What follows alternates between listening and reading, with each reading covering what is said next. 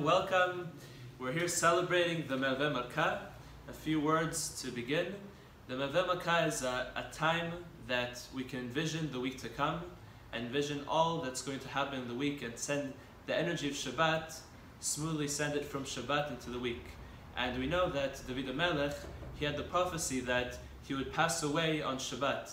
And every time when Shabbat would come and the end of Shabbat will arrive, he would be so happy that he has another week to live, and he would have a meal with all his family to celebrate another week. So we could take this time now to really inject into the week that energy of calmness, the energy of peace, to know that everything that's going to happen in the week, to have certainty that the right things will happen and it'll all be for the best.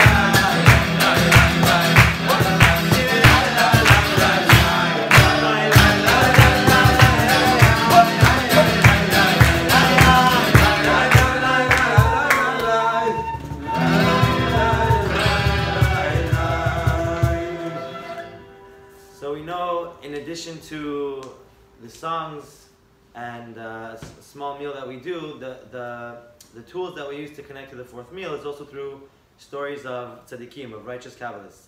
And there's a story of a student of the Magid of Mezrich. The Magid of Mezrich was one of the most famous and elevated Kabbalists that we know of, a student of the Baal Shem Tov.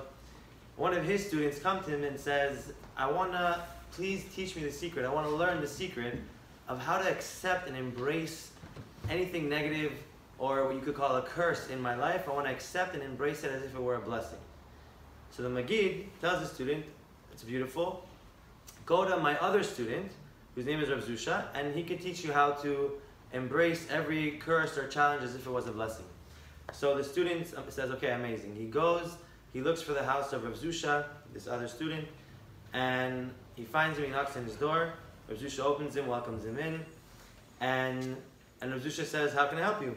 The student says, you know, I went to our teacher, the Magid, and he told me that you could teach me how to embrace every curse or negative experience or challenge in my life as if it were a blessing.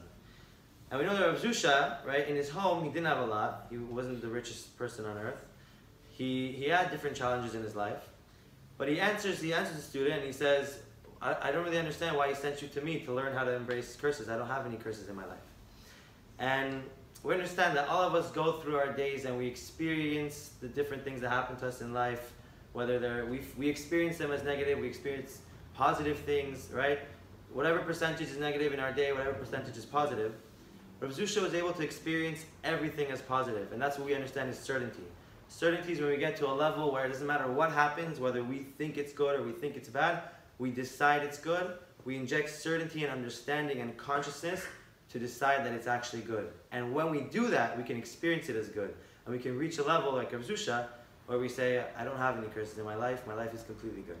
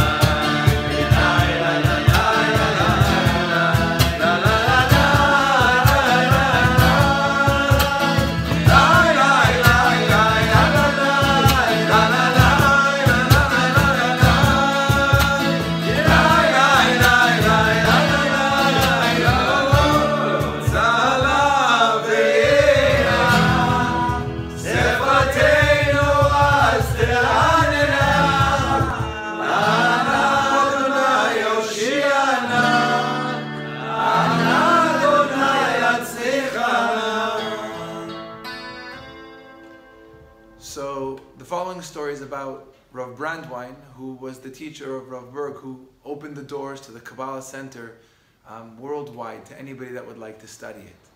So the story goes that at the time in Tel Aviv, approximately 50 to 60 years ago, they started building pools, public pools in hotels where people would be able to now go and enjoy their time in a pool.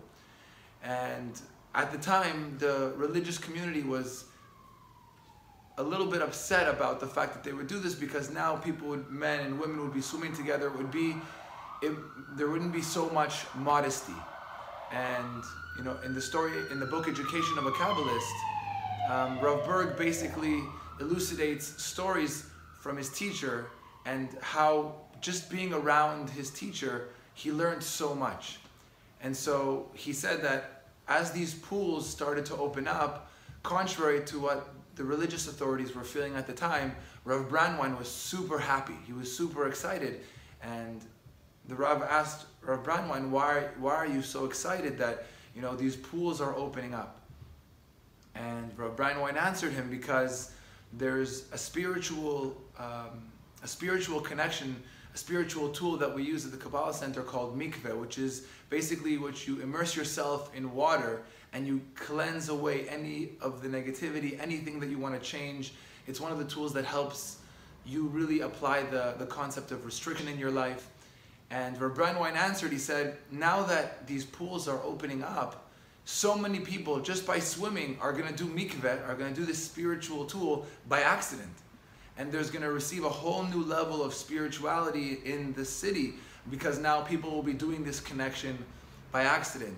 And Rav Berg was like so empowered by what Rav Brandwein answered him, and so was the way of Rav Brandwein, just kindly and lovingly embracing everybody's process. And so is the way of the Kabbalah Center, in the way Rav Berg opened it, is anybody that wants to be a part, anybody that wants to take part in their spiritual connection. It's not necessarily about how you do it or if you do it in the right way. As long as you're making an effort to get closer to your spiritual self, closer to the better version of yourself, you know, the center is a place where everybody can do that and everybody is accepted. And I thought it was a beautiful story to understand that whatever spiritual process that we're on in our life, it's not necessarily so important if we feel like we're doing it like others want us to be doing it or how we should be doing it. Just as long as we know that our spiritual connections are moving us forward, then we're taking steps closer to the Creator. And that's really what's important.